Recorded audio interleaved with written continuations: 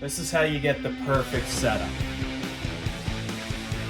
Bring her on. Always more forward lean on my front foot. Quite a bit of rocker right here in the middle. Oh yeah, dude.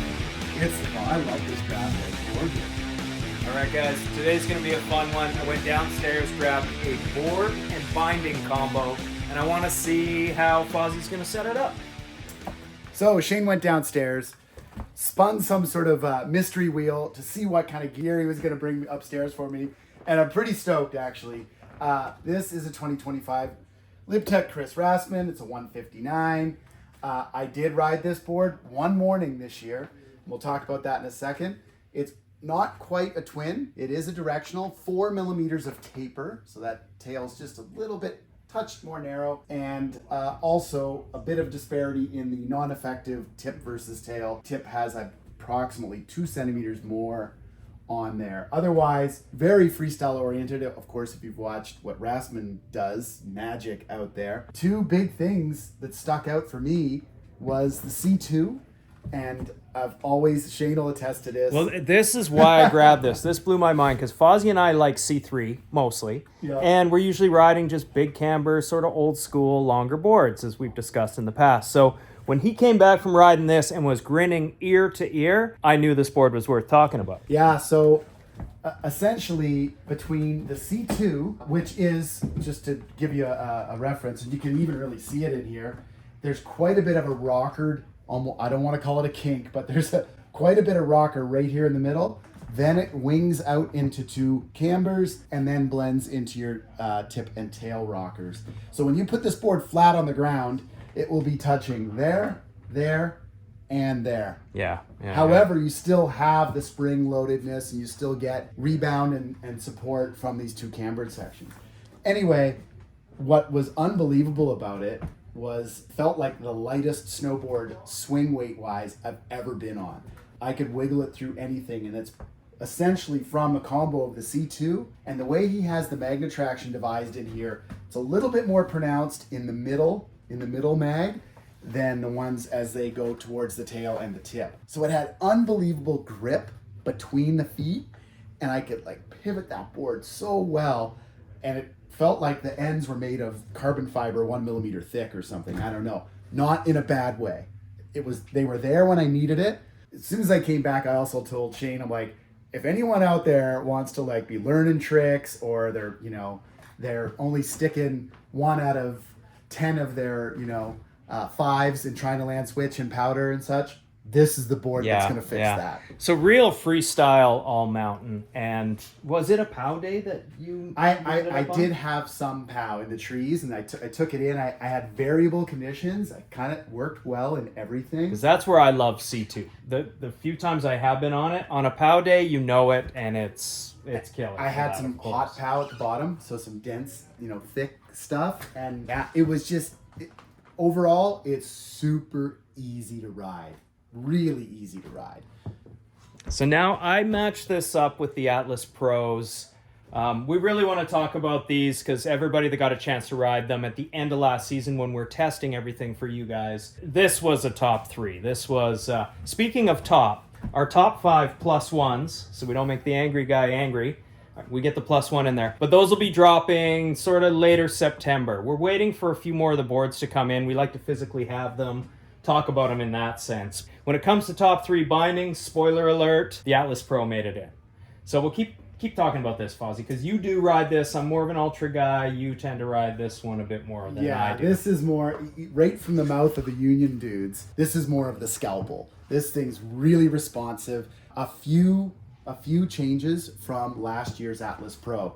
Namely, the biggest one are the 2 straps. So they've redesigned the straps. That toe strap. The toe straps is 6.0, so we're on version 6 now. This is designed on purpose that it grabs separate from the tensioning frame. They claim, and I agree, like it hugs around your boot so well, and then it can tension.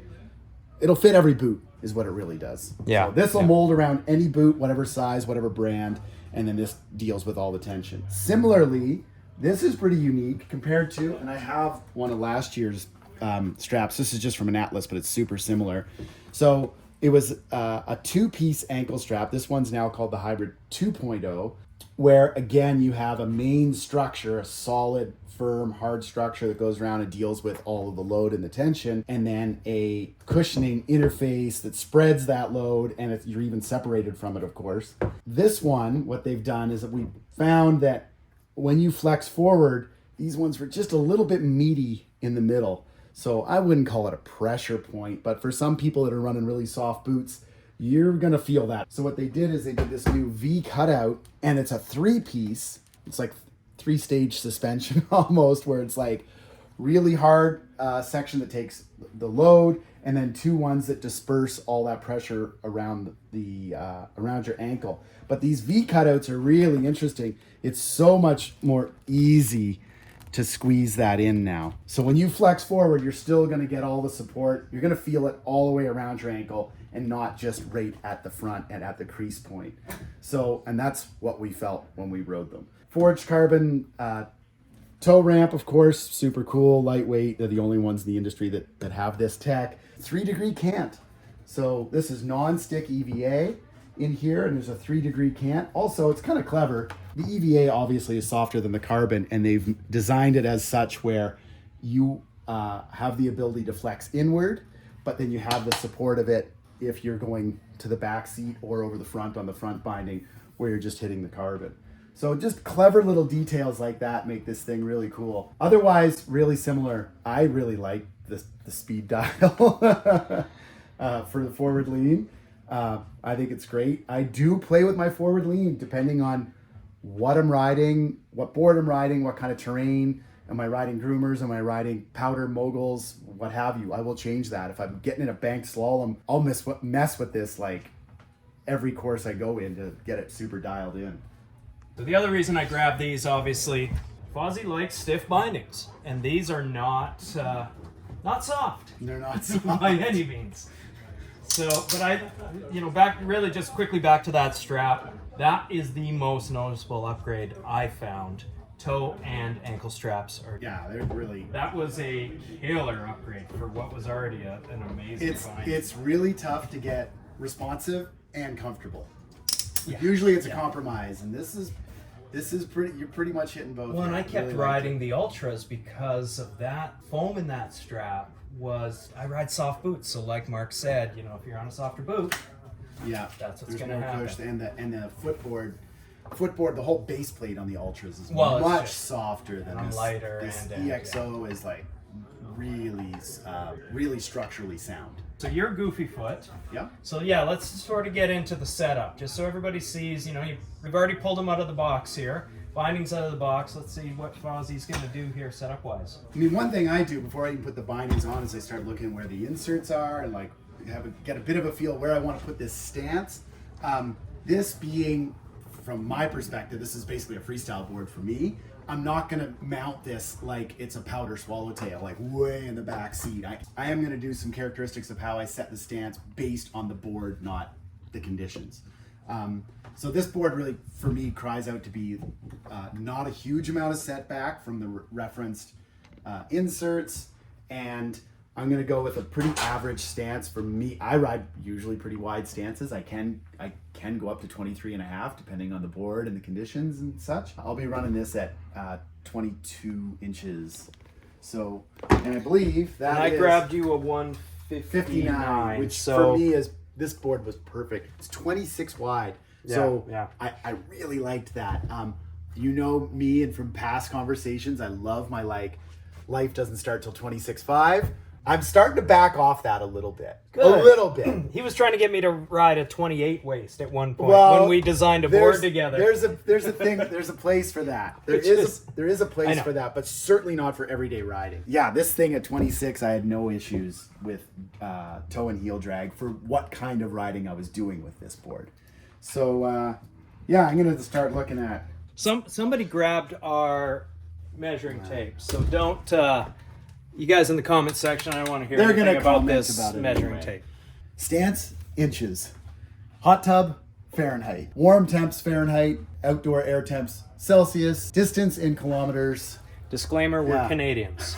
I know. Just so everybody gets that. I But, couldn't. I don't even know what my stance is in centimeters. no, and we've never done that. I know, So but it's weird. Anyway, the Americans win on this one. We always do. Yeah. Stance width is going to be in inches.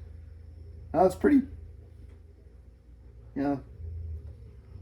And you want to set back this board, don't you? I mean, I am gonna set it back. I always ride them back a bit, and it just depends. Like pure twins, I definitely ride back. This there is a setback on this technically on the length because there's a little bit more tip than tail, but effectively off of the effective, the stance is pretty much dead center on this board. So yeah, and then this is obviously a factor too. I run close to, well, as close as you can get. But I always put my back foot right where I want it and then go from there on whatever stance. If I have to go 22 1/4, 22, 21 and 7/8, I'll let that happen. But I always want that back foot right in the exact spot I want it. All right. So it looks like it's going to be, it's funny, I was saying that I probably am going to be at, I'm going to end up at like 22 and a half. But that's fine. 22 and a half, and then are you looking at a bit Well, of the a other thing I setback? can do, I can, with the Well, yeah, union we've got- bindings, we can micro I adjust can micro here. it with these. Yeah. So it's probably what I'm going to do. Probably going to slide the front foot back a bit and have the back foot centered over second to last back set here. Another thing I want to mention with inserts too, with most of the time it's a non-issue, but every once in a while, if the threading wasn't done correctly, you might run into a quick issue. So what I'll do is once you've decided where you are, I just hand thread them in really quick, couple turns back off, just to make sure the threading is done correctly. Because you throw the binding system on and you say your last screw is one and it's a misaligned, misthreaded, who knows what. You're backing all that off trying to figure it out. This is just a quick way to just get ahead of that, know that everything's good. And again, suiting what this board is for, I'm running my back angle at 0. Every option in the world at 0. I just find as soon as I start cranking the angles, I'm like so committed to riding it more like a directional board, and then this way I can kind of do everything. So back foot 0 for me, and I'm going to back that front binding down to 21. Okay, I'm not going to lie, I'm pretty surprised he's going 21 on the front foot here. I would have probably started 27 minimum. I'd love to know what Rasman rides, actually. Most of the Whistler boys don't ride crazy angles. No. And a lot of them, when they're not on a POW day or in the backcountry, they go play around in the park. Yeah. And then they're running like 12 in the front and it's pretty wild. So, I mean, it's Can't all imagine. about how much performance you want, especially driving into heel turns. Yes. That's what it really is all about. But you're really going to go 21 on this? I'm going to go 21 on this. All right. Yeah. All right. There'll be a small sacrifice into some of those heels and such, but just like maneuverability in tight situations and then like landing. I like if I'm like dropping off little things and such. I like landing with a little bit more straighter angles. Okay, so we're going 21 on the front. We've got the back in place already. Now, union doesn't go off about this, but there is adjustment here if we want to rotate the high back. The design of these, I don't often find that I really need it, and especially if you're just going 0 and 21, you're not going to need it. 0 and 21, I'm probably fine just leaving them. But literally, once I get up to 24, 27, I always am rotating that front high back. And I love it. I think it's great to have. The general population, which are usually running sub 24, they don't really need it. But then the high performance folks, they're all about it. So I'm really glad they stuck with it. I know one guy at Union that wants to get rid of it. But for the most part, Blue Montgomery loves it. He fights for it, and so do I. So I like that you have a rotatable high back. And then the other thing that I'll play with more when I get on slope is forward lean. I have now switched back in the day. this is like Craig Terrier always did a lot more forward lean in the back leg because we sort of struggled to get a lot of pressure back there. Yeah, that was all of us through late 90s, early and 2000s. I've switched to that 180 degrees around now. Now I run the back one relatively straight up and the front one with a little bit more forward lean. That just gives my back leg way better range vertically. The more forward lean you put in, the more you're inhibiting your ability to like super, straighten out your leg. When I start a heel turn, 90% of it's all with the front foot anyway. So I put more in the front now, like your vertical movement, like methods or whatever you're doing, playing around, it's so much nicer when that high back isn't like pushing in on you. But again, that's stuff I like to play with. If I have to dig out a screwdriver for certain brands or bindings, it's fine. But I do find I got to spend a couple runs the first time on a new setup, dialing in, getting just that right feel of forward lean. Yeah, and each high back will really change how that forward lean feels. So certain binding brand X, I don't use any forward lean at all. With the unions, and especially this one, actually, I was putting a bit on the front foot there. All right, so we're getting front foot engaged. So what I'm going to do here, Union and some other companies as well, you can run your adjustability of the slots in your disc, either so you can manipulate the binding toe to heel. We've had a whole episode about that. That's super important. I tend to do that with Union with the adjustable heel cups. And because I want to get this stance closer where I want inches wise, I'm going to run it.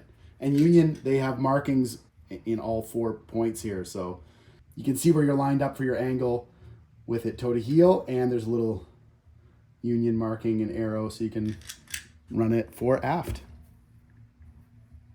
Yeah, super cool. There we go.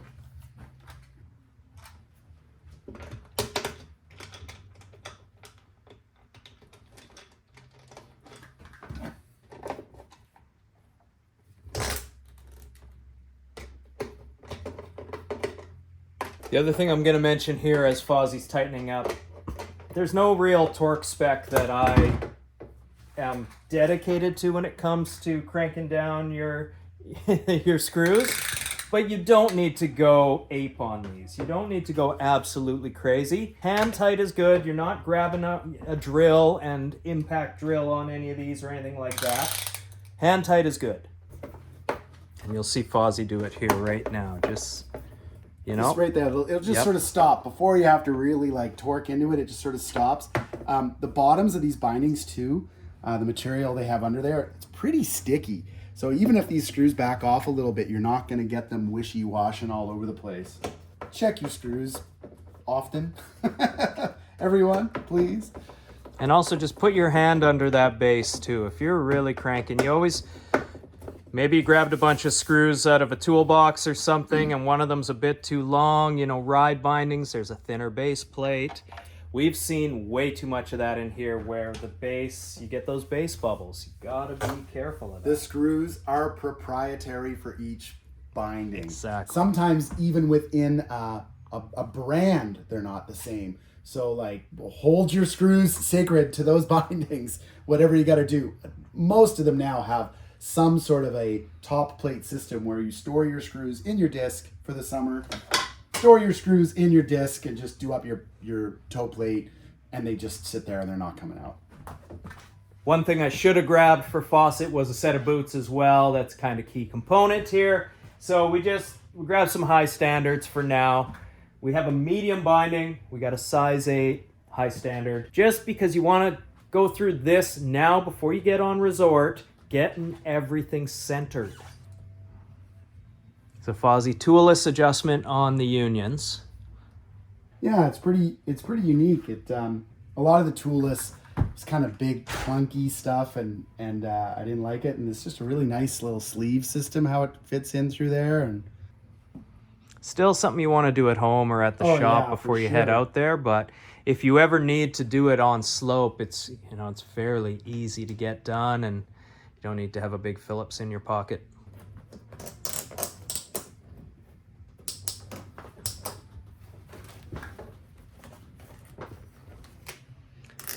can always find the size 8s. If you're a size 8, which I am, a medium out of the box is almost a perfect fit from the get-go. So we're not having to do a whole heck of a lot here to get things dialed, didn't right? have to do really anything.